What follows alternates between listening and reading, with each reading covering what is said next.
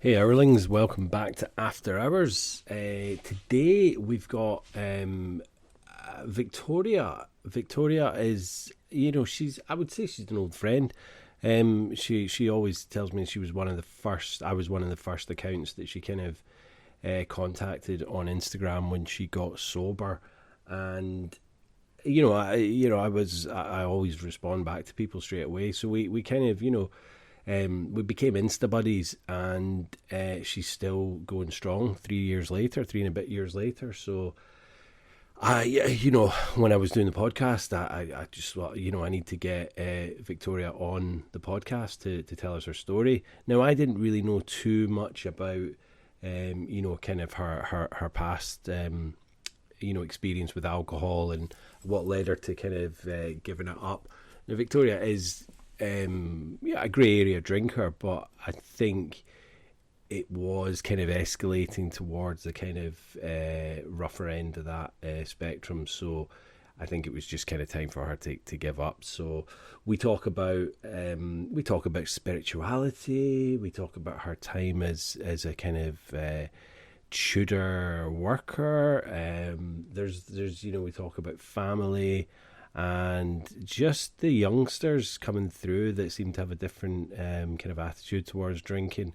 That does seem to come up a lot in the podcast, and I hope what we're seeing is the truth. We're all trying to see it from the kids' point of view, but I just think we are seeing that there is big changes in that respect. So I just hope it is the case, and that less and less people are turning to alcohol for escapism, or kind of just looking for I don't know, support, or to try and numb the pain of whatever they're going through. I know there is still a massive alcohol problem, but things are shifting, things are changing, and I think that's quite obvious from my conversation with Victoria. So just listen for the similarities and not the differences. Over to you, Victoria.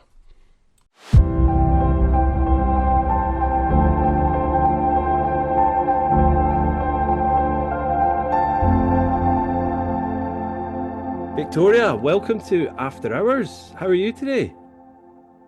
Thank you so much. Yeah, I'm great. Thank you. It's so nice to be here. A lovely thing to be doing on an evening. Nice to see Nice you.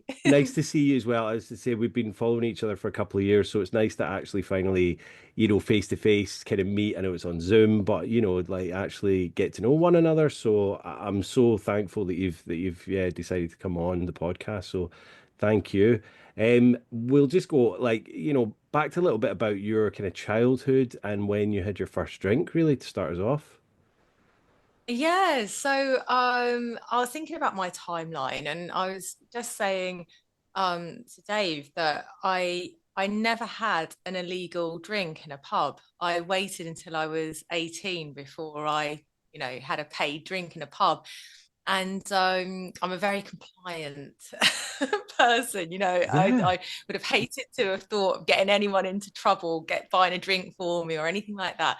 And So and no I'm no from an underage Irish. drinking like out on the street at the park No, or anything like that? No, no. Wow. no, none of that. None of that. I grew up in an Irish family Hmm. with drinking was acceptable. We went to lots of weddings and obviously funerals, and people drank at every occasion. Hmm. My uncle owned the Castle pub in Kentish Town, and that was the hub of our family. So whenever there was an occasion, everyone would go to the Castle. Hmm. And I looked it up today, and it's no longer a pub, I don't think. And it was so weird looking at it because it was such a heart pump of our family for such a long time. Yeah. But my dad drank, and my mum's teetotal. So I had different parents to model myself off. Hmm. But when I was 16, I went off to do a Tudor reenactment in Suffolk, and I did that for 10 years.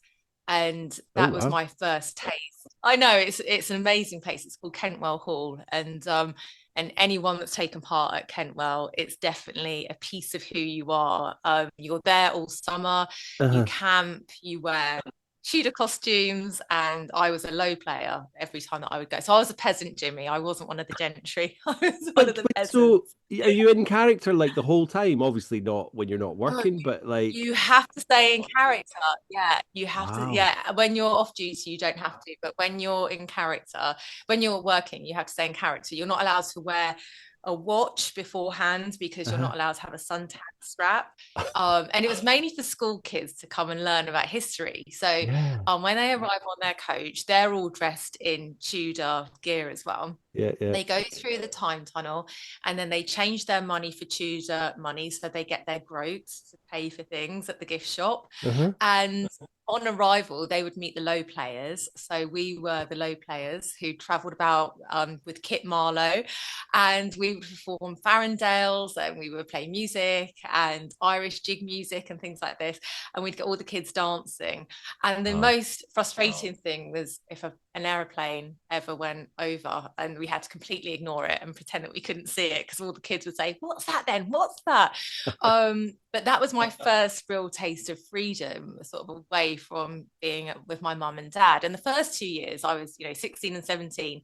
But then when I was 18, we were all driving and we were camping there for, weeks on end, Mhm. having a great time, all having a brilliant time. And we were a bunch of hippies, it was, in essence. Yeah. And then I went off to uni when I was 19. And uni's a funny old time for a lot of people. You're a fish out of water. And I Mhm. think for a lot of people, it's the first time that they really experience homesickness, but they don't know that it's homesickness. And you're like, well, what is this feeling? And I'm an only child, and I love that Pet Shop Boys song, that lyric, she was never bored because she was never being boring. And I Yeah. really live by that. I think that's a great line of a song. And so I've never been bored, but I think I definitely experienced loneliness whilst I was at uni. Uh-huh. And that's probably where the lone bottles of wine would creep in when I was, writing papers, and it was a way to kill time. It was a Mhm. distraction. And it was a very effective way of losing time. It was legal. I wasn't hurting anybody. Everyone was doing it. Everyone was drinking at the student union and Yeah. things like that. So Well, it was kind it's kind of like Freshers Week. They kind of encourage it, and all these of there's all host. these. I remember I went back to uni quite late on. I think it was like 32, and there was this like in one of the big halls or something. There was all these different groups that you can join, like the sports ones, the politics ones, but there was drinking groups that you could go and join, and it was just, Yes, it was right up my street. But yeah, it's Jaeger madness for bomb. like 18, 19-year-olds to go and do that. Yeah, I really hear you. It's yeah, I left uni, and I went straight into my first job. Sorry, I what was were you living doing in at it. uni? So I did law at uni and then Right. went into quantity surveying as my first job. Mhm. And I was working in Harrow, living in Essex. So I had a huge commute. I had a company car, and I was 22 and up at 5:30 every morning into Harrow at a really decent time because I didn't like rush hour. That I still Mhm. don't like rush hour. It's my least favorite thing in the world. And so I'd be with Terry Wogan on in the car. Do you remember the talks? And I'd get into work at a really good time. I had a great work ethic, brought up by parents with really good work ethics. Yeah. And I didn't mind being in early. I'd be driving around London all day. I was probably the youngest female quantity surveyor on the scene, Wow. and measuring up, properties for underpinning and piling jobs, etc. And I absolutely loved it. And there wasn't much opportunity really when you're keeping those unsociable hours Hmm. for drinking. So I was pretty well behaved. And it wasn't until I think probably when I moved to Brighton, the story of everyone's life, hey, when Yeah. everyone moves to Brighton Well, and Brighton's a party town, isn't it? And it's, you I get mean, to the seaside. I'm quite surprised at London. So what age were you in London? Like about kind of 23, 24, did you say? Yeah, right through until about 26, 27. And so are we talking like the kind of, and I don't want to put an age on you, but like the 90s, late 90s, early noughties maybe. And Yeah. yeah, so that kind of era. And London's a city that never sleeps. Do you know what I mean? It's kind of like New York in that respect. There's always stuff to do through the week. So well done you in behaving is what I'm trying to say there. Yeah. Well, I I think it's only because I wasn't living there and because I was driving back to Essex every night. So I Yeah, yeah, true. had to, Yeah. I think because of that, it kept me very kind of focused Yeah. and um yeah, I was living with my parents, so I had to kind of keep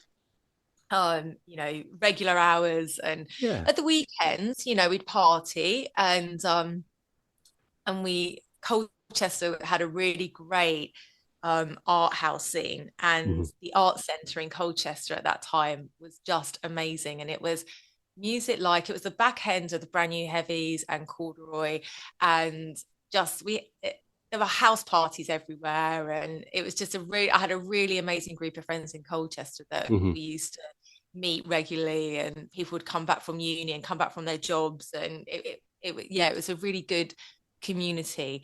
And but yeah, it was when I got to Brighton really that the partying took off, because it was a kind of place that once your car's parked, you don't Hmm. really move your car.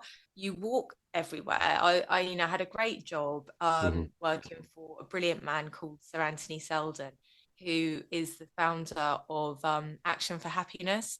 Oh yeah. And he actually brought in the wellbeing module for schools, and he was, a real pioneer. And I used to work on his books as well as, do my job at the school where I was working as his assistant. So it was a wonderful experience. I loved being in Brighton. Hmm. But it was a very hedonistic place, and we were out all the time. I was part of the Little Theatre, the Little Brighton Theatre Company there, and I think it can only seat about 50 people, but we did the Crucible there, and so I was in with all the theatre gang, and then I, had all my friends down there that I'd made, and it was a really good scene, and we'd be out clubbing all the time, and all the bars. That's the great thing about Brighton. It's you go to every club and every bar. It's so diverse, and Yeah. Yeah. I met so many incredible people. I remember meeting Kat Slater in the toilets of I think it was called, I want to say Ocean something, or Oceana, something like that, in Brighton. Cat And Slater from yeah, EastEnders. That's not a real yeah, name though, is it? I know, I can't remember what her real name is. She Well, was so delightful. She was yeah. so Yeah. lovely. But those sorts of nights, everyone's lovely. Yeah, It's one yeah. of those, I know everyone's exactly what you mean. hugging, and you're in that kind of headspace. So, Yeah, yeah, just pure love, lots of love. liquid friendships. Yeah, Yeah, yeah, exactly, yeah. exactly. And yeah, I think kind of those years, I kind of felt like all my friends are doing it. It's it's a very acceptable place to be in my 20s. I didn't feel any shame attached to it at all. No. And and then I did a bit more moving about. I lived in Paris for 6 months, looking after two small children, and that was an experience. But again, I had homesickness. I've really realized that home is a big thing for me, and Well, I've it's never family, taken. isn't it? It's family that's the Yeah, main thing. Your home's where your heart is, really, isn't it? So, yeah, yeah. There's no point depriving yourself from being with people that you adore, because, yeah, whilst you're having these amazing experiences, you're missing a huge part of what makes you you.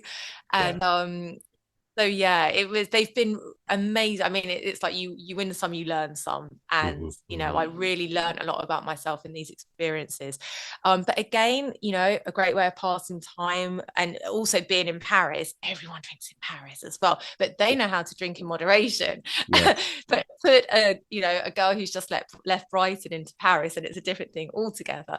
Um, but yeah, so that was, an experience. And then when I came back to the UK, I got the most fabulous job as an events manager for one of the UK's biggest breweries. And I Aha. was there for 10 years. And that's where the wonderful stage opens up to, Mm. life where you're beer tasting at 9 a.m. on a Monday morning. You've got clients coming to visit and you stay out all night and you run home to get changed and then head back out to work. Yeah. You have a massive staff discount at the warehouse. So whatever you're drinking, because we supply all the drinks to all the pubs. So it wasn't just the beer that we were supplying. So you Yeah. could, if your tipper was a Sauvignon Blanc or a Pinot Grigio, it was all there. All you had to do was place your order Friday afternoon, go down, boot open, and you go home, with your like wacky races, all leaving the warehouse, all with our drinks. Oh I my know, God. I know, Yeah. I It's know. funny. It's scary, really. One of Jen's friends used to work for a tobacco firm, and I think they lived in Switzerland for a while doing that. And I mean, they were both smokers back then. She went to uni with them, and yeah, he said it was just a case of where you would just go into work and they'd just be throwing like cartons and cartons of cigarettes at you. And like, obviously, we think of that as being pretty disgusting now because smoking's so bad. But you're just saying exactly the same thing with booze, and it's like it's Exactly madness. the same. Yeah, Yeah. And looking back as well, I was the girl with the sample glasses encouraging everyone, would you like this? It goes really well yeah. with the curry. You know, there are names for people like that if you were to change the drug of choice, it's Oh, not great. absolutely. Yeah, yeah. But that was my job. My job was to, have a team of people. I mean, we had the longest bar in the UK at Newmarket races, where we had something like, I don't know, 45 bartenders.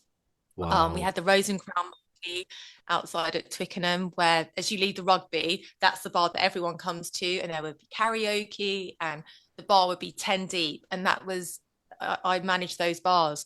So my job was really varied. I used to do all of the conferences internally. So, working with seller service, and I even found out that I was expecting my son whilst Hmm. I was managing a show at the Great British Beer Festival. I mean, it was my life. It was absolutely my life. So, Yeah. there I was managing these big events that are, sought after. They get a lot of publicity, a lot of marketing around it, a lot Hmm. of spend. I was working away from home, and yeah, it was whilst I was away, and I did a pregnancy test. I thought I feel a bit, and I was pregnant, and I was, doing the show, and yeah, so that was, a real milestone moment. And I remember going to buy a little T-shirt for, being excited to find out that I was pregnant, Hmm. and going to find this little T-shirt because everything at the Great British Beer Festival is all beer orientated. Of There was this course, yeah. tiny little T-shirt for like a 1-year-old, and it said half pint. And I thought, oh, I'm gonna get that. That's so cute. I mean, seriously, the It's thought. And I weird. put him in it. I've got photos of him in It's a weird the t-shirt. mentality, isn't it? And it's that whole thing where, and I hate the saying, but it's like work hard, play hard. You know, I used to work in London and I'd work for sales places, recruitment places. So it was that whole Yeah, work hard, play hard mentality. And what they mean by play hard is get as twatted as possible after you've it's done your week's work or whatever, you know. totally, totally. Yeah, it was a really interesting. I mean, I had a good time there, and I need to be really mindful because it's so easy, isn't it, to kind of shoot down some of our history. Yeah, yeah, But yeah, yeah, I was so fortunate. I worked with great people. We had a great time. And you don't know as it's happening that you're laying the path for yeah. your demise, or part of your demise, say. Because And when I say a lot of people can do that whole moderation drink, but I think with people like you, me, Dave, other people, it's inherent, isn't it? So it's almost like we don't have that off button that other people do. So when they're switching off and maybe not going out every other weekend or every other night, it's we are doing that. So we're building this kind of and I think with alcohol addiction, it's a drug. So the more you use it, the more you're going to become dependent on it. And I think that's Yeah. kind of what's when you're in that situation in that work environment, there'll be a lot of your colleagues that won't be doing it maybe as much as you. And I'm the same. I don't have any regrets in my past. I had some great times, but as you say, we were laying that foundation for later Yeah. on. Yeah. Building our tolerance to it as well, because Yeah. that's Yeah. what we were doing as well. And also it's really interesting because since stopping, I've realized that um I feel that I was an excessive drinker rather than an addictive drinker. And Hmm. that's been really helpful as well, because I've been able to see where I'm excessive in other areas of life as well. Yeah. And Yeah. that's been fascinating, just that reframe as well, because um my experience of stopping was quite interesting as well. um but I suppose kind of when my son came onto the scene, he was about 2, and it was around that time that I really wanted to start distancing myself from the drinking scene. Hmm. I was part of, the mummy NCT groups where we'd all meet at Pizza Express and have wine and things like that. What's the And that was NCT? it's the National Childbirth Trust, I think it stands for. Okay. And it's kind of before you have your baby, about 6 weeks before, you join a group, and you all learn about breastfeeding and labor and things like that. And so you're with other couples that are going through the same Yeah. thing, and all Yeah. your babies are due around the same time. And it's great because Yeah. Yeah. It's everyone a little sends a community and social. text. Yeah. Yeah. Exactly, exactly. And like we all know the power of that community. So it's really lovely for all involved. Hmm. And it was great because we all had our babies and we would all socialize. And apart from having babies in common, we all had drinking wine in common as well. So, So so we did quite a lot of it. can I just ask, were you like abstinent for the 9 months then? Oh, say that again, Jimmy. Were you abstinent for the 9 months of your pregnancy? Did you not Yeah, drink? I Yeah. Yeah. was. Yeah. Yeah, I Okay. was. And so at that point, that would have been the longest in a very long time, probably, Yeah. the longest that I would have gone. And then uh after I never breastfed whilst I was uh, uh, I didn't drink, sorry, got that the wrong way around. I never drank while I was breastfeeding, but Yeah. everyone was really like, hallelujah, when all of that stopped and you But could crack open.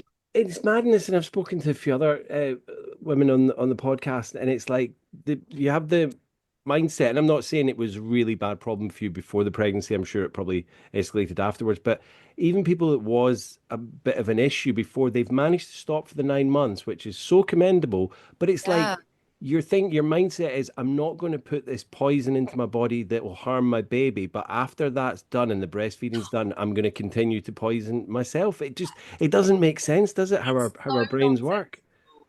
And it's like animalistic that you just don't, like a Yeah, survival instinct that you just don't.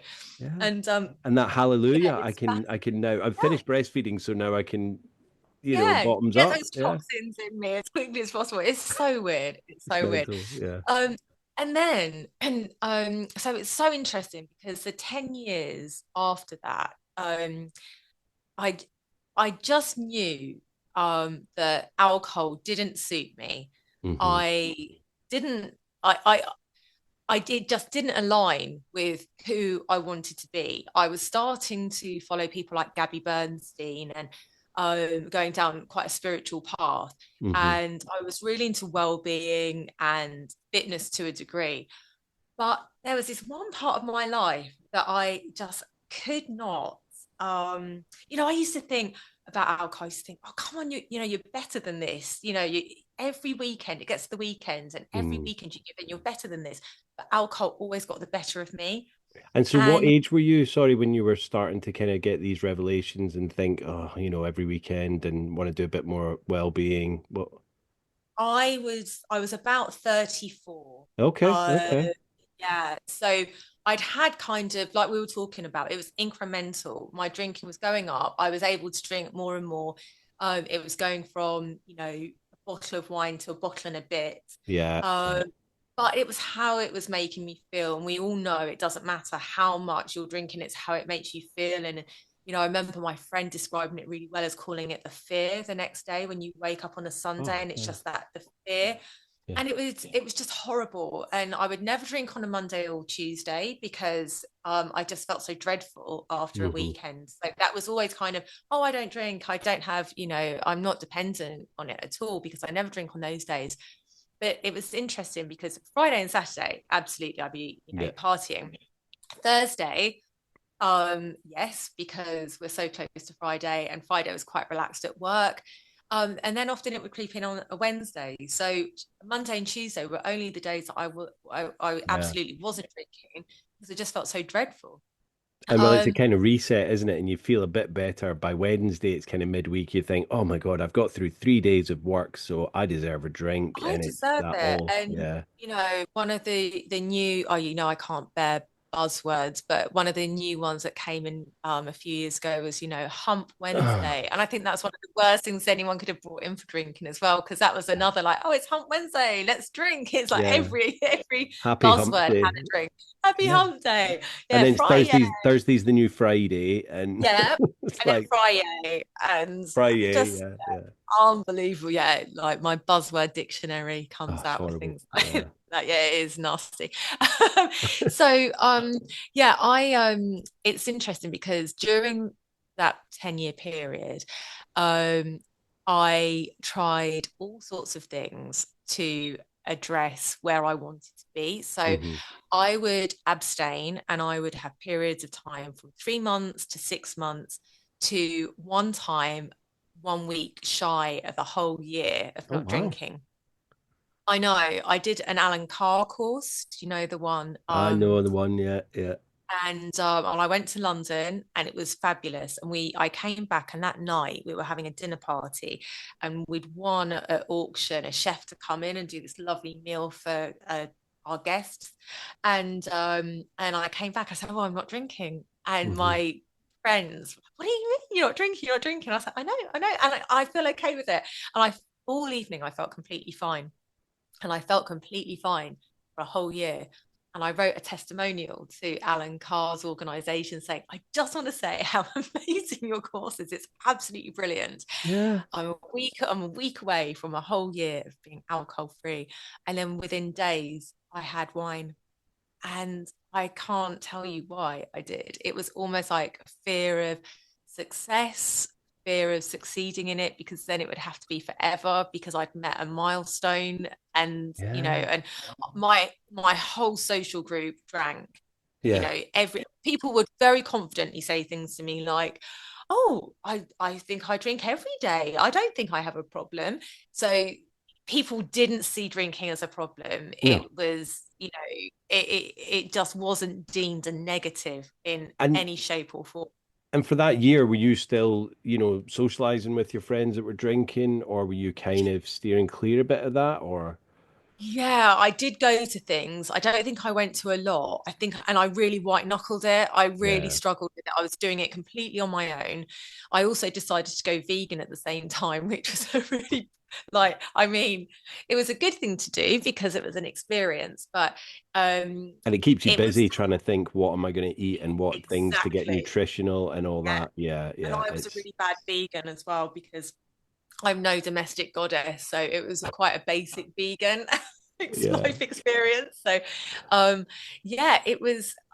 Looking back, I look at photos of that time now, and I just think, oh gosh, you were doing all on your own. You were really trying your best, Hmm. and you didn't know where to go for the right support that you needed. Because for me, I thought the only place available, and it absolutely has its place, I thought was AA, Yeah. and it didn't align. It didn't align with who I was, how I felt, and where I was in my life. And um, The and I thing didn't with know what to do. the thing with AA is, and it's because that's the only thing we really, if we're not in that community and structure that we're in now, AA is the only thing we really know from the movies and Yeah. TV shows. That's where people go if they've got a drink problem.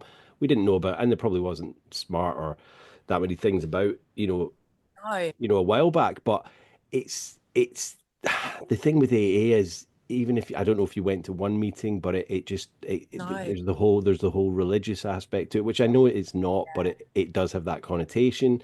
and any ones I've been to, it's just a bunch of old men in a room. And I know that's not what it is, but that's the kind of mentality that we do appear to see from films and whatnot. So I totally get that it's not for everyone, and it wasn't for you at that point. So the Alan Yeah. Carr book kind of worked, but then Yeah, exactly. I was like, oh, brilliant. This is amazing. And I was so fortunate as well because I had someone in my world that I really looked up to. And it was, friends of a friend.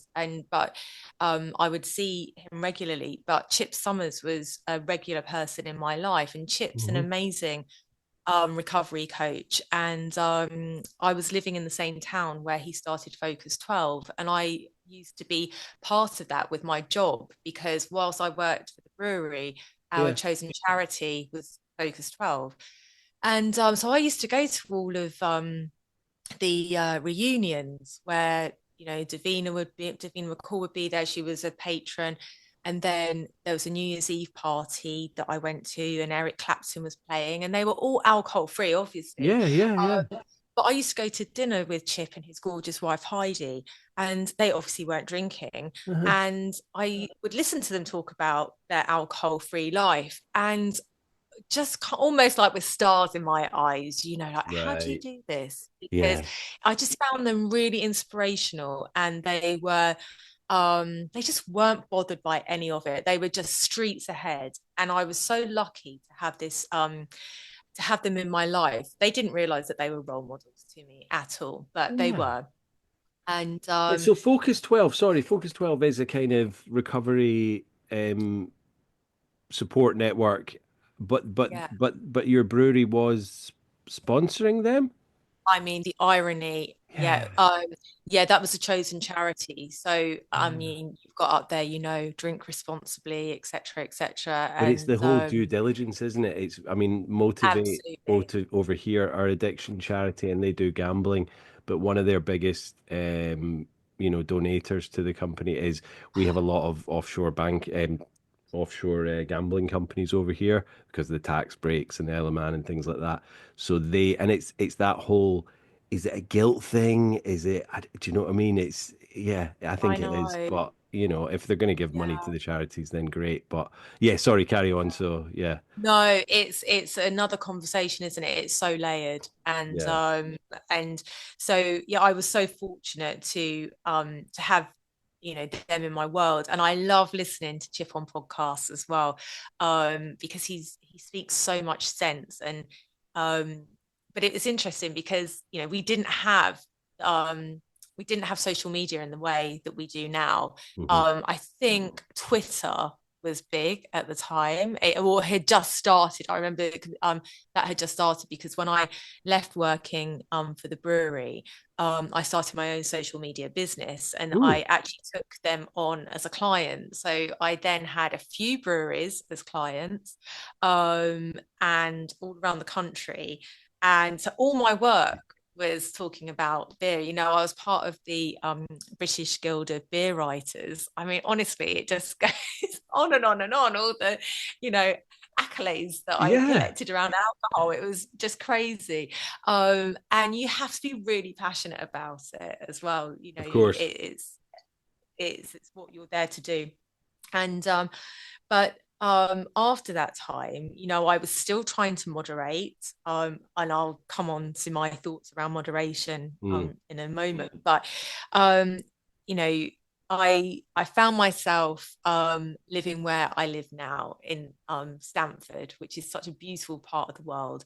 And my son he just started senior school, and COVID hit, and it was an ideal time to address it and think, right, come on now, you've had all these stints of trying to stop, and you just mm. can't stop forever. And I always had this caveat that whenever I would see certain friends or we were going for a girls lunch, I would always say, well, look, I'm going to stop, but I don't want to be the kind of girl that can't have a glass of champagne on her birthday or a baby's at Christmas or go for lunch with my girlfriends. I would always have these mental caveats. Yeah, yeah. So COVID hit, and I was thinking, okay, well, this is a really good opportunity. And I stopped for 6 months from the day lockdown started, 6 months. Right. And then my friend said, oh, should we meet up for lunch? It was when the restrictions had been lifted. And I was like, yeah, definitely, definitely. And off I went on the train, and we drank all afternoon because I was Mm. so excited to see her. And giddiness played quite a lot of a part And in my and you'd um earned it. yeah, exactly. Yeah, Exactly. you've done 6 6 months, months. You've earned it. COVID. Yeah, Haven't seen my friends in all this time. I'm so yeah. excited to see them. And the irony is as well, when COVID hit, I ordered 12 bottles of blush rosé, and they sat in my house for the whole time that I was not Wow. drinking. And I didn't even want to touch them. I didn't want to touch them. So Yeah. again, this weird, they were there and I wasn't Determination. bothered. Determination. That's what that is. Yeah. I've got great willpower, um, but I think all these attempts were white knuckles. So when Yeah. people say, oh God, people seem to find it really easy to just stop. And I always try to remind others that for most people, it's not as easy as just stopping. No. Instant sobriety, often it is there's a long pathway before you get to this point that you Yeah. finally have that switch that then goes. And it's actually been really rewarding to look back because it makes you realize just how hard you had been trying, Of and course. sometimes it's not your fault, it's just that you haven't had the right tools, the right people around you, the right community. And Yeah. that's definitely when it all changed for me. So um a little bit of fast forward, because during the COVID years, I was on off flip flop with, How was that? having, How was that first time when you went out with your girlfriend? You went on the train and you were all day drinking. I mean, were you? Because obviously your tolerance goes down after a while, and yeah, it just, I mean, I I just saw it as a really fun afternoon. yeah, I think I can't remember what the next day felt like, but I'm sure it was absolute hell. And I'm yeah, sure there would have been more to follow, because that's the whole thing, isn't it? You never think, oh, I'm going to drink and it's just going to be for that one day. You might think it, but it never is. It's just you've got a taste for it then. And yeah, it's like a yeah, exactly. vampire. You've got that thirst. And the next day you have to satisfy that thirst again. It's the craziest thing. It is just, I mean, that's the whole thing of alcohol, because you can have an alcohol free beer on a Saturday and you Hmm. don't wake up on the Sunday thinking, oh, I really need to have another one of those. Yeah, yeah, You exactly. don't have, you just don't have that. So that is what alcohol does. it's And if it's and a if we could, vampire. if we could moderate, you and I wouldn't be having this conversation. If we could go out tonight and have a few, or a big night out tonight, but then tomorrow feel a bit like shit, and then Saturday, Sunday, Monday next week not drink at all. But we can't do that. So yeah, Yeah, and I've realised Katie McNichols said a great phrase, which was, people are often either great moderators or great abstainers, and I am so mm, proud to be a great abstainer because I can do that. I can, that's something that I can really achieve. yeah, Moderating, not so much. Abstaining, I'm all for that. So yeah, it's absolutely. something that to be really proud of. Yeah, But it got to New Year in 2021, and yeah. I can remember so much about that Christmas, that last Christmas, and just feeling I didn't hit a rock bottom, but I can remember, that phrase that gets used. I was so sick and tired of feeling sick and tired. I Yeah. felt saturated after Christmas. Just disgusting. And everyone's talking about their New Year's resolutions and fitness and all of this. And I thought, do dry Jan? Is this something that I can commit to? Yeah. And um and in COVID, I had watched a live between uh the clarinet player Adrian Cox Oh yeah. and the bass player of the Gorillas, Shara Delacan. Mm-hmm. Mm-hmm. And I think I came across them via Paloma Faith, or um Cher played on a Mumford and Sons song called Wona, and I think that might be how I found Cher, and then I Mm-hmm. found Adrian. Anyway, they were doing this live I and it think I was watched the brilliant. live as well. Yeah. It Yeah. was so It good. was a It good was one. right Yeah. at the start of COVID. And it was just a really frank conversation about addiction and rehab.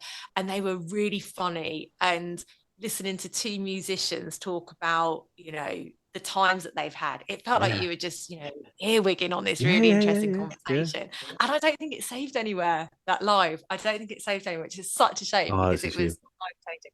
But that isn't when I stopped. That was what introduced me to Adrian Yeah. via Share.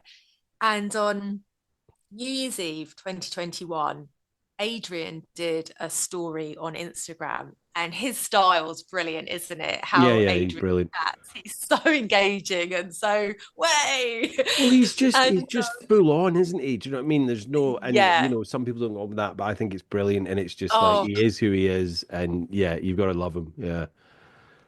I do too. He's a breath of fresh air, as a lot of people in this community are actually. Mm. And he's his own person, again, like a lot of people in this community. They're authentically themselves. And I loved his little videos of being a tour manager. And he said, for anyone who's thinking about doing dry Jan, I cannot recommend highly enough that you go and follow my friend Sober Dave, who does lives in January. Hmm. And I thought, oh gosh, okay, I'm going to do it. So that was it. So a couple of days before January started, I looked at Dave's account and I was looking at some of his stories and his, how he delivers his message. And he's quite unique, isn't he, Dave, Yeah, in yeah. his But he, no but he's, nonsense but approach. he's down to earth. It's not like it's all airs and graces. And I hope you won't mind me saying this, but he's just a proper guy, down to earth, one Yeah. of us type thing. Do you know what I mean? And it's like this is how it is, kind of thing. So yeah, Post He keeps it real and he cuts through all the nonsense. yeah, And previously I would follow accounts when I was hungover on a Sunday, and I would follow accounts like Hello Sunday Morning, and it's a really good Instagram account. But yeah, for me, I was seeing really healthy people on a beach in Australia, and I did not feel that at all. And I thought, this is completely unobtainable for me. And then I would unfollow all those accounts because I thought, oh gosh, this is not in reach at yeah, all. yeah. And they're all holding up signs saying 3 years sober. Like, no, no, I needed immediacy, like You I needed needed. someone that was like 6 months ahead of you or a year ahead of you or whatever. Do you know what I mean? Because for me, it was like when I went to the meetings and the groups, there was a guy who came in and he was like 5 years, and then there was another that was 17 years, and they're all good friends now. But I was like, that's so unattainable for me right I now. know. I'm like 20 days. Do you know what I mean? To start Yeah. talking about years and even months was too unattainable. So I get what you're saying. Yeah. Yeah, it was that. I always remember the unfollowing by the Monday morning for sure. And so I made this commitment that I would do dry January. And the switch happened for me when I read one of Dave's tiles, and it said moderation is like dumping a toxic ex and hooking up with them at the weekend. Yeah. And that for me spoke. It was such a great visual, and that was my switch moment. Hmm. So that was what I needed to hear, and I quote that a lot. And I had it written on the front of my diary that year, um, because it was just so powerful. And because that's And what you kind of were doing, you know, you were saying you would kind of maybe be abstinent through the week, and then it was weekend binging, or you know, by Wednesday even it was like Thursday, Friday, Saturday, Sunday. But do you know what I mean? And that's Dave's metaphor was exactly resonating with you. So yeah, I was totally compromising myself like every weekend. And it didn't matter that I was doing all these wonderful, healthy things for my overall well-being. It got to the weekend and I was throwing flamethrowers down yeah, into yeah, my gut, yeah, and yeah, it just burns everything in there, yeah, forget microbiome. yeah, yeah, Alcohol take care of that. It's a wasteland. So it didn't matter how much smashed avocado you're having or how much omega-3 you take. Don't yeah, bother. If alcohol is drowning all of that, you don't, there's just no point. And yeah. so I learned a lot in that month. I mean, every live I was sat there, I would get into work from work every evening, shower, pajamas, have my cup of tea, and I'd be ready for 7 o'clock. And my mum would watch it with me, and we'd laugh along with the guests that he'd have on. He has some brilliant guests, Mm-hmm. and it was so Mm-hmm. entertaining. And also, you would then be put into groups, into rooms at that in those days. Oh yeah. So I was in room 14, and I was put in with other people, and I'm still in touch with people from those groups as well, which is amazing. And that was all on Instagram. Dave did all these rooms. So I was room 14, and there would have been other groups. So it shows how many Yeah. people. I mean, it was in the hundreds of Oh yeah. There people that was. were doing Yeah. Yeah. Yeah. so many. But Jimmy, I look back actually because I messaged you on my something like day 3 or day 5. Yeah. And yours was one of the first accounts that came up. And you messaged back, and you just finished doing your photo of the day. Mm-hmm. Mm-hmm. And you messaged back, and it was just so lovely because I there were so many brilliant people who just got it. There was no judgment. You Yeah. didn't feel like you had to explain yourself. It was just a very compassionate space. And I thought, gosh, this is what I had been looking for 10 Yeah. years. This, exactly this. The lives kept me entertained and distracted for that first month. And then Dave launched his app. And so everyone that had been in a room was like, wow, we're going on the app so that Yeah. we could Yeah. all keep in touch and stay connected. And then a few of us were meeting to go and have a social down in London. And we went to the Sober Comedy Club. And that was, I think I was 3 months sober at that point. And it was just lovely going out socializing with people that there was no alcohol on the bar. All the whole comedy thing was about being sober. It was brilliant. It was such a great. I can remember my cheeks were aching from laughing so much. It was so wonderful. It was so lovely. And then that year was just incredible. Later on in the year, I met Dave, who'd gone through a separation, and we started dating.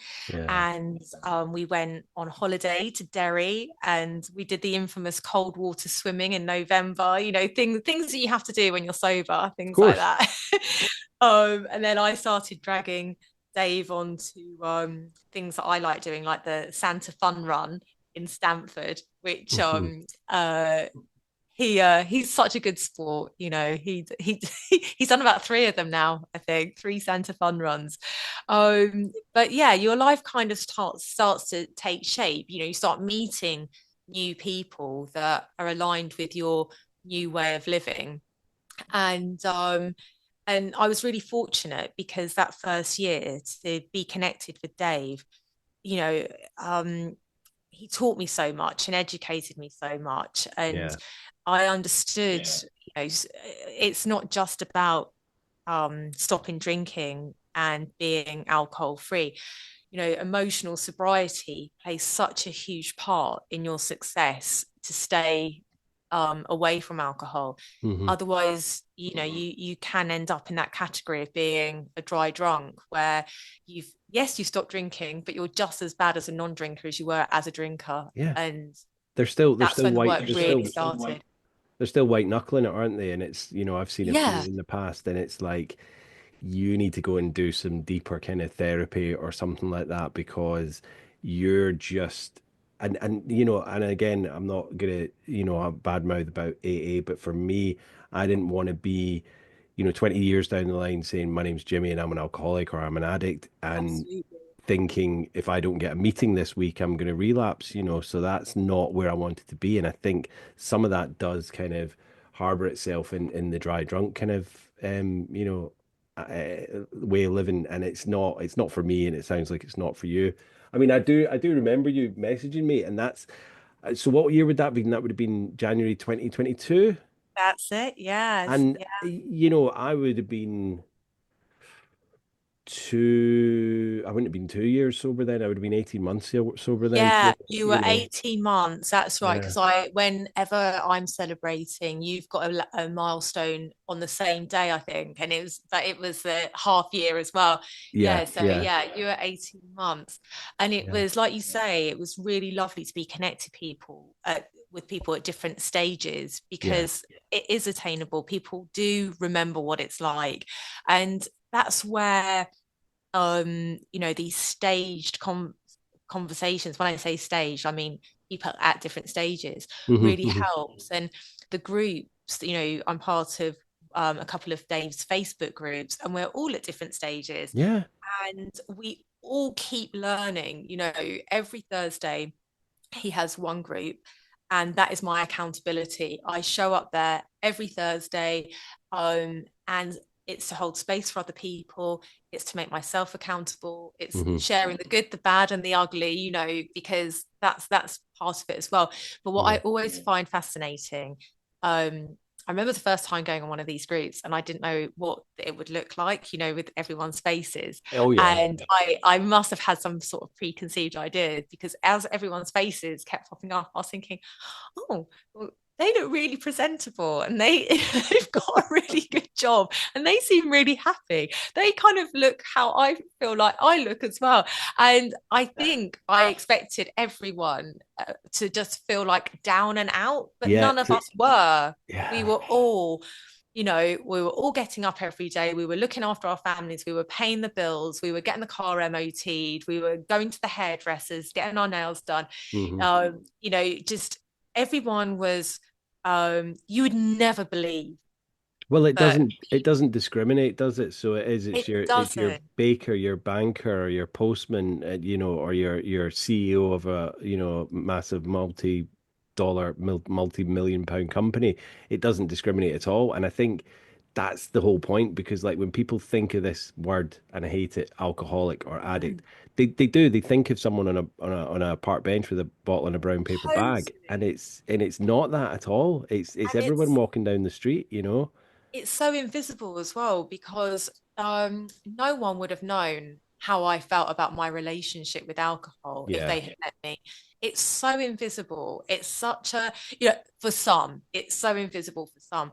But on these Zooms, it was, if someone had come onto that Zoom call, Hmm. they wouldn't know what we were there for. No, And no. what else is interesting is that on these Zooms, whilst we do touch on alcohol, and particularly if someone's having a tough week, or Yeah. there's been something quite triggering. What is interesting is the rest of what we discuss. And Yeah. it's like a PhD group for life, because Yeah. everyone is so knowledgeable and so interesting about their own world. You're just leaning in the whole time. I mean, often Dave will say, okay, that's an hour and a half, so we're going to end the Zoom now. And no one wants to end, and people don't leave. No. People are like And it, hanging on. and I think things that we learn in recovery that kind of make our lives better and keep us abstinent, they can be utilized for all sorts of different health issues in life, mental health issues in life, and just not even issues, just for a better way of living, and that's what I think. I don't want to aim the podcast or my Instagram page just for people that have an issue with alcohol. There's a lot of people that listen to this that are drinkers, but they want to listen in and see what they can kind of gain from it. And that's why I don't just want people that are, as bad as I was. I mean, would you say you were kind of a gray area drinker, or, you Yeah, I know, would. I'd say even coming across the phrase grey area drinker was a relief for me, yeah. because it gave me something to identify closely to. And I would say that, for that decade leading up to where I stopped, I Hmm. was super curious. And again, I think that's a really nice phrase. And I don't have, it's so interesting, because I don't have any stigma attached to the term sober, but I know a lot of people do. But I think Hmm. the more that we use it, and it's not associated as a negative, Yeah. it should be a great word. Oh, It's, I love the word sober. I hate the word yeah, alcoholic now. I mean, I did for many years sit in a room and say, my name's Jimmy and I'm an alcoholic or I'm an addict, and it has that connotation with it. And I don't like, if people want to use that word, that's great, because I yes, think we yeah, need to break down the stigma of what comes with that word. But I love the word sober because, well, it's a sobering word. As soon as you say that to someone, they're like, oh, instead of going out and saying, oh, why are you not drinking? I'm an alcoholic, instantly they're going to think, oh my God, where did you end up in the streets and all that?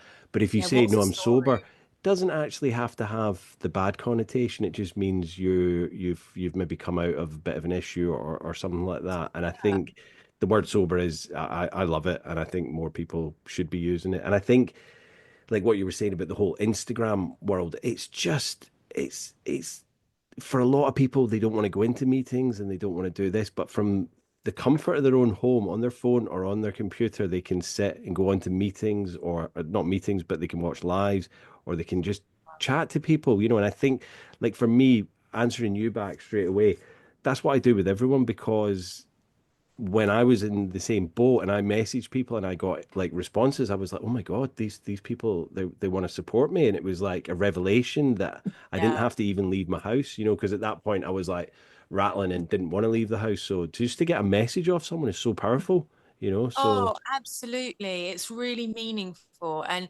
in those early days, I always think the most important day of anyone's sobriety is day one, yeah, because if you can succeed in sobriety and an alcohol-free life, you can't do it without that day one. And it's the most powerful day. And to think that you'll never have a day one ever again. You'll never have a day six ever again. You'll never have yeah, a day nine ever again. And that's how I used to view it. And I stopped trying to wish the months away. And I hmm, started to savor, day 42. This is the last time I'm ever going to have a day 42 ever again.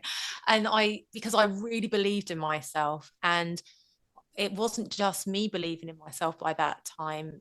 Everyone was believing in me as well. yeah, Everyone on these Zooms and the groups, everyone that I was connected with on social media, what a cheerleading troop we yeah, all are, yeah. because nobody wants anyone to fail. No, It's we all win together. yeah. And when people have a stumble, I just love the words of compassion that people that they're falling over themselves to help Hmm. support and allow that person to feel loved and heard and seen. I And think it's if it was, there's a guy that I know on Instagram and he's struggling, but every time he kind of bounces back on and the just the messages and comments of support every time and it's like he's going to get it because he's not giving up and that's the thing. that's But the like key. any other walk of life, if someone was continually, and I don't want to use the word fail, but you know, like dropping the ball as it were, people would be getting kind of bored and sick and they'd be going, oh, you know, this person again or whatever, but not on the Instagram, not in the recovery world, because Yeah. obviously we want people to succeed and we want them to get better and have the life that we've got. That's the thing. When we're sat on this side of the fence, it's kind of like Oh, we want to just scream out loud and go, stop drinking because, you know, this there's so life's much better, more. you There's know, so much more. I mean, so much more. I think, the accounts that I was having to think this evening about that I was really drawn to. Mm, I really love Holla Sober, yeah, Susan. yeah. Um, and she was one of the lives that I watched with Dave, and her accent straight away just hooked because she's so fabulous with her Irish accent and her glasses and her hair. But she's so enigmatic. And I remember just thinking, this is the kind of woman that I want as my role model, Hmm, around this hmm. subject, because she made it fun and zesty. And she used to be really funny. Well, she's just so funny, isn't she? And she'd say, oh, we can, I won't do the accent, and we can sit there with, a warm glass of water, or we can make it a bit more exciting with a smile on our face and get the nice glass and get the nice alcohol-free drink. And she just sort of, a bit like Dave, but in female form. She kept it real. She cut through all Yeah, the nonsense, and she allowed it to be something that was really aspiring. And when you're in that space, when you're achieving that, you can't believe that you ever sold yourself short by yeah. drinking and nipping to Waitrose to come back with a few bottles of wine. I mean, what was I thinking? It's We weren't thinking. That's the thing. It's absolute no, insanity. You we know, weren't thinking. you know, I would nip to the shop to get the shopping or maybe some wine for me and my ex back at the house. But I'd go, no, I'll go to the shop. And I would go and get the little kind of quarter bottles of wine and I'd get four of them so Yeah, that they were easily enough to drink and discard on the way up. And I wasn't littering people. I was putting them in the bins. But do you know what I mean? They were easy enough to just so that I wasn't. It would be a bottle of wine I'd have between the shop and home, But rather than drinking a full bottle of wine on the way up the street, because God forbid, like I'd look like an alcoholic. I mean, I Yes, that was was, very but discreet. That was very well thought out. yeah, but it was That's just. what I would be like on trains. Like if ever I'd go on a girls' day out into Cambridge, I'd get the Mhm. train back, and they'd always have a Marks and Spencers at the train station, and a couple of those little bottles just to keep you, the train journey. And three of those, it's like crazy. You've Yeah, already had a yeah. skinful out with the girls, But and you can then get them now, and they're like the plastic wine glasses that have got like the yes, little foil just top that you pull the just lid put, off. and it's like, why are we encouraging people to drink on trains? We know that people get absolutely leery and cause trouble on trains, so why are you selling it in the train shop? It's crazy. It's It is so madness. crazy. Um, Yeah. but yeah, I do think you can outgrow alcohol. And I think that's where, we can become quite bored of it. And we Yeah. know we're bored of it, but we're caught in such a rut, and our neural pathways just fall into these silos. And Mhm. it's just how, getting off that track, it's so difficult. And when you want to distance yourself from it, yet every social occasion is just, it's like, I was thinking about it today, and it Mhm. is like having an annoying friendship, possibly the one that you were forced to have because your parents were friends, and you're trying to shake off this person that just doesn't really align with you anymore, but you rock up at every party and they're there. And they're there. And Yeah. yeah, Yeah. and Yeah. I Yeah. thought that's kind of what it felt like for about 10 years. Like, oh God, they're here again. They're here Yeah. again. Well, I might as well just have a chat I'll with them just have a and chat. yeah.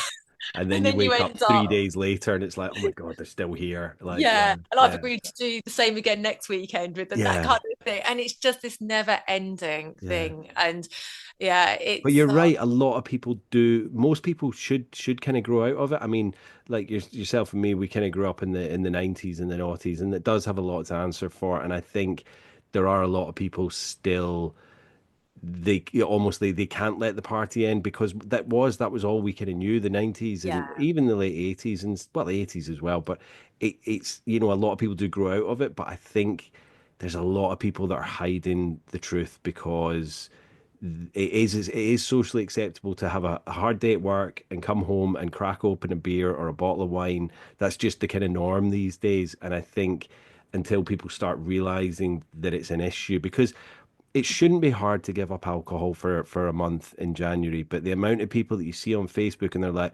only 17 more days to go, and it's like, what do you mean only 17 more days? You've not even done 14 days. Do you know what I mean? I just used Why are to you find counting it down the so, days?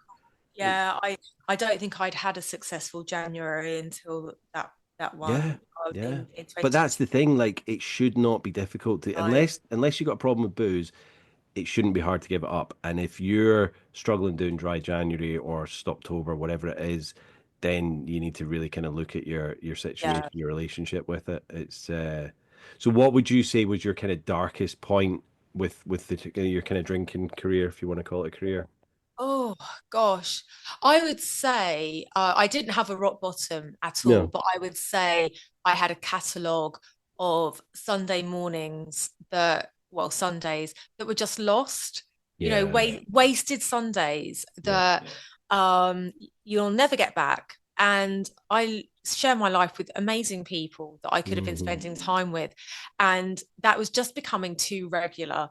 And going Yeah. back to what you were just talking about, Jimmy, if you want to see how much power something has over you, try fasting from it, Yeah. because you will soon know, and I think that I think I knew, I knew that that was the case. And so really what started to happen was every time that I would fall into my little convenient caveat, that Hmm. feeling of failure was pretty immense, because it Yeah. isn't what I wanted to be doing. It wasn't something that I liked anymore. Yet I just found myself still doing it. And that alone wasn't aligning with me, because Hmm. I do have quite a strong sense of self, and I do know that I have great willpower, and when I put my mind to something I will achieve it. Hmm. And I've had that in areas of my life, and I like to feel that I'm accomplishing things.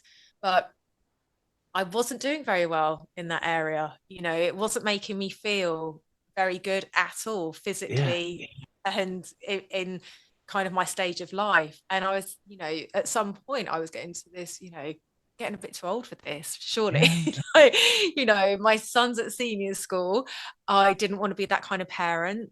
I didn't really want him to be putting the bins out and it's clanking full of bottles. What message is that giving? And I yeah. started to just look at areas of um, my life and his life. And, my life with Dave, my mum's teetotal, obviously, Hmm. Dave doesn't drink.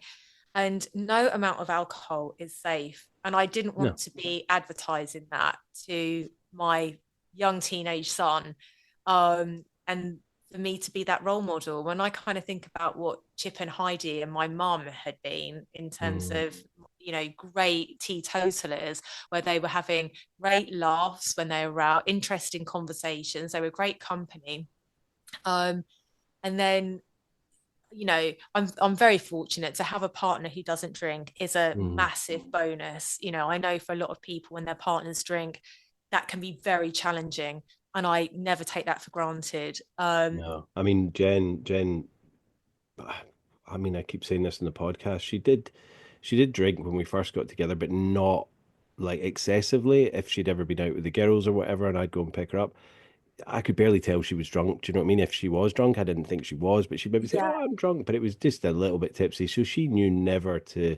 She always knew her limit, and she would always never cross that. And I don't really remember the last time she's had a drink. She did kind of one of my sober seasons last year. Had a few drinks towards the end of the year. I think she had a drink on New Year's Eve, and I don't think I've seen her with a drink since then. But she hasn't isn't said she that stopped, and I amazing don't think she's like making that, you know, statement? statement that Because she's she doesn't stopped. need to, does Doesn't she? need to, yeah, but I But think how it's just, supportive as well. And also your lives are so aligned, Jimmy, because you guys live together now, don't you? yeah, yeah, And if you're not having boozy dinner parties or boozy house parties and you're not bringing alcohol in, it's so respectful that yeah, Jen, is so aligned with how you're living your life that it shows how healthy her relationship was with alcohol. The fact that, she doesn't need to have it in the house. It isn't yeah. something that she And craves. I think like when I was kind of, single and I was thinking, well, if I'm going to get a girlfriend, what are my thoughts going to be if they drink? And I was like, I never said I don't want to be with someone that, like I didn't want to say, right, I only want to be with teetotalers because that would Yeah. just be, Yeah. diminish the kind of pool. But I definitely didn't want to be with someone that would be getting sloshed, maybe even once a month. If they were coming home drunk, like out their face, I'd be like, nah, I can't be doing that because I can't have a conversation with you, and it's just not aligned Yeah. with my kind of thoughts. But so Jen's got 3 kids, and I think having that kind of, ethos in the house is really great for them. But like with your son, I think they inherently are learning about these things much earlier because they're on the internet all the time. So they're learning the dangers. So, Oh, they're without amazing. Yeah. him even seeing, the drunken you, he's probably thinking, well, I'm glad my mum's giving it up because it's really bad for you. So, Yeah, they just see alcohol so differently, I think, they these days. do. It is kind of like how, when we watch Mad Men, and Yeah. it's kind of like, oh my God, why, if only they knew then what we know now, kind of thing. And I do Yeah. think that the new generation are just so over it. It's kind of like a bit kind of, God, that's so tired. They're just Yeah. not into it at all. But sober dating as well is, again, it's another conversation, but it's something that I'm really fascinated in, and I really like following the accounts and the sober articles that follow that, because I think that's really fascinating. Hmm. And I think that brings a lot up. And but and yeah, the family dynamic of you're moving into a blended family, and without, whether you like it or not, you are a role model to Jen's kids Well, and this what is you it. And, represent. he's the oldest, and he's, Great name. he's 14 now, and it's kind of like, well, he's probably at that age where they might, start experimenting. I think one of their friends has got a bit of an older kid. He's 16 and he came home drunk, a couple of weeks back, and he doesn't drink. And it was kind of this whole big hoo-ha. But they're going to experiment. Of course they are. And we just need to learn to kind of explain to them what's going on with it. But as you say, I just think their attitudes are different these days. So I think the whole alcohol business is going to see a big slump in the next 10 to 15, 20 years because, I know it's a long time away, but I think it is kind of on its way out. They're pushing it as hard as they can with all the adverts and everything. And being self-regulated is just ridiculous. The government needs to step in, not just with that, but with education. I think the kids need to get it from school as well to say, this is going to affect your health and well-being. Yeah. They do all these dietary things and home economics and all that, but alcohol is just it's just ignored at this point. And I think they do drug talks at school, but alcohol's different. It should be lumped in with the rest of it. But because it's legal, because it's a socially acceptable thing, it's it's just kind of the done thing. We'll just ignore the alcohol issue. And I think the more and more kind of Instagram accounts, podcasts, and events that people put on. I'm just gutted that I'm not in London anymore to come and see you guys and doing. Well, Oh, I know you guys are in the I Midlands now know. or the north, Yeah, but we do a lot. You're right. There's so much going on, and we were really fortunate enough. Was it last summer or the summer before, we went to Love Jam, which was oh a yeah, sober festival, and that was something else. I mean, it was absolutely incredible. We really enjoyed it. And we went with Sober Joe and Sarah Drake and Reese, and it was a beautiful sunny day down in Tunbridge Wells, and Dave and I had our rings made. Mine says devoted, and Dave oh, says loyal, and it's our friend Hannah. We met her at Love Jam. She's become a friend, but uh-huh. you get to hammer in your letters, and then Hannah takes the ring away and makes it. But you have a lovely ceremony beforehand, and Yeah, we were chatting to Hannah for about 2 hours before we even made the rings, and it was a very sort of spiritual experience. And we're very connected with Hannah. But I remember one thing that she said about a future partner. She said, I really hope to meet someone who's in recovery. And I just thought, wow, isn't that a really lovely statement in terms of future partner and love? yeah, Because Hannah really understood about the healing work, yeah, and to be connected with someone who is able to be vulnerable and to own their truth and to do the work. And it stayed with me forever. And what you were saying about you don't want to put on, must be teetotal. I really get that, because you don't know what people are going to bring in hmm their bios and things like that.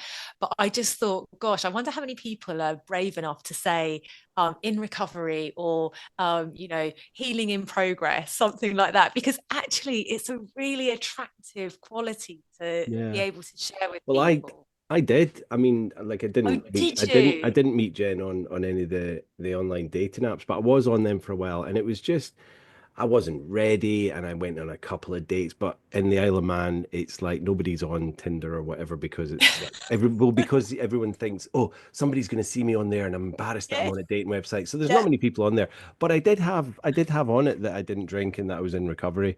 But it love probably that. scared a lot of people off. But who knows? Yeah, It it's scared the right people away so yeah. that Well, you were there ready exactly. for Jen. I Yeah. love that. But I love that story with Hannah because obviously that whole conversation that you guys had for like the hour beforehand, that's ingrained in those rings now. That memory, when Oh, you look at those rings, you remember that conversation. And I just love all that about spirituality and living in the moment and remembering those moments for certain reasons. And I yeah. wouldn't, I've always thought of myself as being spiritual, but it was all kind of smoke and mirrors because I wasn't sober. Do you know what I mean? It was all like just Oh, a thought. It wasn't actually put into practice. But now I'm sober. It's a different story.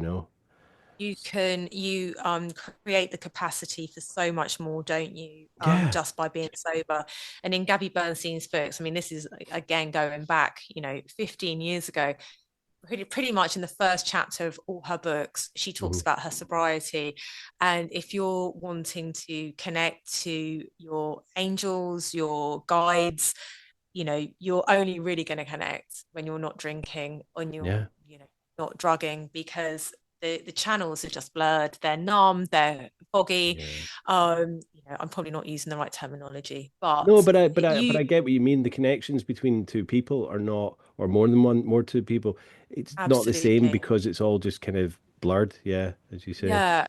And if you meditate, you you get to feel all the sensations in your body from meditating Hmm. when you're sober. And you know that when you've tried it previously, if you've had, you know, a bit of Pinot Grigio in the mix, you're just not going to be feeling it. It's just not Yeah. going to be happening. So, like you say, smoke and mirrors, it's, ticking all the boxes of well-being, and there's just no point with those flamethrowers.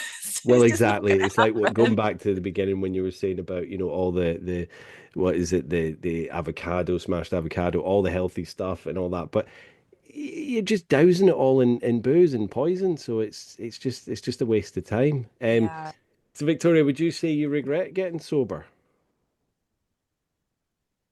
it's the best thing I have done for myself and my family. It's been empowering, enriching, and it's brought the most incredible opportunities to my life.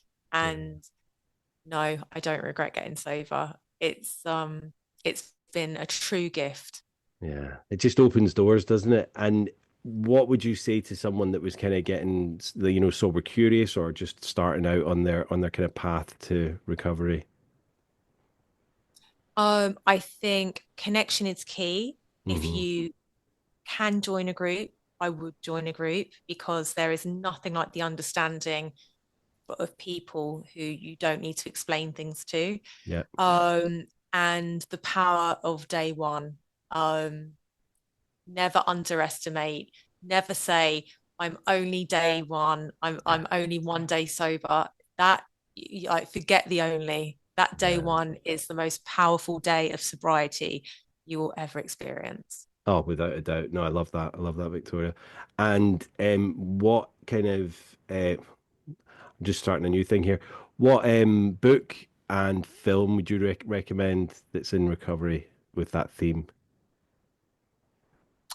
I would say the film that I really enjoyed is called Thanks for Sharing, and that's Oh, Mark Ruffalo, and he's a guy from Shawshank Redemption. What's his name?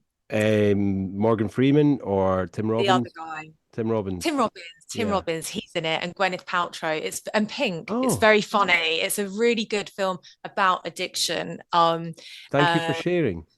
Thank you for sharing. It's Right, wonderful. right. And the book that I would recommend would absolutely have to be One for the Road by Oh, Sober Dave, I've who yeah, I've read that. I've listened to it actually. I've read it and listened to it. It's a great book. Yeah, yeah. the Have you got a summer signed that copy? I do have a signed copy. The, Yeah, the summer that Dave and I started our adventure together, he was yeah, editing his book, and as a surprise, I booked a yurt out in the middle of nowhere. And it was glorious hot weather, and he sat editing his book. And Oh, then I took him to this really fabulous secret cinema that's in the woods, yeah. and we watched Bullet, Bullet Train or Bullet, and so that was like the start of our experience together. And Not journey. so You his can't say book. journey. You can't say journey. Have you noticed that I didn't You say haven't. I've I gone know. the I know. You said whole adventure. You con? said yeah, yeah. It's good. I Good. refuse. It's Yeah, That's in my buzzword book I of like it. up there with Lidl, which should be pronounced little. Well, do you know what my mum calls it? Liddell.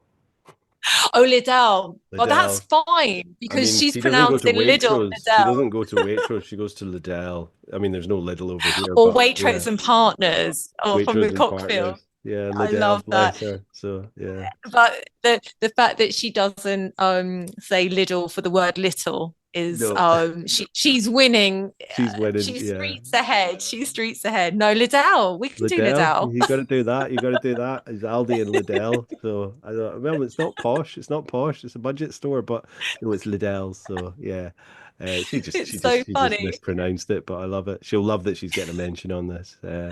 Oh, well, your mom's a bit of a legend, isn't she? Because, Oh yeah. part of your story as well, it's, we take Absolutely. our parents with us, and without that support, and they've been our cheerleaders from day one. So we're Yeah. really fortunate, aren't we, to have had that love and I consistent support. I was gonna say I would Mm. have given up on me a long time ago, and I almost did, but she didn't, and that's just that's like why we're here. We've got that great support network, and long may it continue. And it's not just family and friends. It's it's lovely to actually speak to you and get to know you face to face, and that's the power of the world that we live in with Instagram and Zoom and all that. So, is there anything else you want to kind of add to tell the listeners before we go? No, this has been just lovely, Jimmy. It really has. And thank you so much for asking me on. What you're doing here is just fabulous. They really are interesting conversations. I listened to Zen Hen, Oh yeah, who yeah, was an absolute legend and sponsored both me and Dave for our Nakoa walk that we did at the weekend. And yeah. what He's a doing nice amazing guy. things. He's doing amazing things up in Yeah. Hull. Yeah. He's brilliant. Yeah, I've seen that. I've shared his Hull account with a few people, and Yeah. yeah, there's going to be a lot of movement there for him, I think, Oh, and good on him. absolutely. He's He's doing a amazing real things. supporter. Yeah. Well, Yeah. no, thank So you. It's been an absolute pleasure. It's been all mine having you on. So thank you so much for agreeing to come on. And yeah, as I say, it'll be out in, I don't know why I keep saying this in the end of the podcast. Whenever people are listening to it, they know when it's out. So for you, it'll be out in, I think it's 4 or 5, 6 weeks, something like that. But I'll let you know before we do it. We'll put all the links in the kind of show notes as well. So yeah, just thank you so much for coming on. It's been an absolute pleasure. thank you, Jimmy, and good luck with the rest of the podcast. Cheers, Victoria. Speak to you soon. Bye Take bye. care. Bye bye. Bye. Thanks for listening, guys. Thank you, Victoria. Another awesome guest. I just, I'm so thankful to everyone that's been, kind of agreeing to come on. Some people I do know, like Victoria, although we've never met or had like lengthy conversations. Again, we kind of feel we know each other from following and kind of being Insta buddies. But some people that I'm getting on, I've never really spoken to before. So I'm just so thankful that almost complete strangers are giving up their time to come on. And Victoria, again, as I say, we've never met, so it's just really lovely that they want to share their stories with myself and with you, the listeners. So just real kind of deep thanks for that. As I say, it was quite a kind of spiritual chat towards the end, which I loved. And just really kind of interesting to find out about, Victoria's kind of just need to give up the alcohol. Things were starting to get quite kind of progressive with the alcohol. And as they say, it doesn't ever get any better, it only gets worse. So, if people are trying to think about moderating, yeah, it can work for some, but I think it's that old thing. If you think there's a problem with alcohol, then there is a problem with alcohol. So to go and try and moderate, I've seen it so many times. Like what Victoria was saying, she gave up for nearly a year and then went hell for leather. So it doesn't get any better, it just gets worse. So it's time to kind of move on. I will put those books and films, well, One for the Road from a previous podcast guest, the amazing Sober Dave, and that film, thank you for sharing. I'm gonna put that on the link as well, and I'm gonna check it out myself because I've not heard of it, and love Mark Ruffalo and all the others that are in it. So it's going to be added to my watch list. So yeah. So until next week, guys, stay safe, stay sober, and stay supportive. Thank you very much. Bye bye.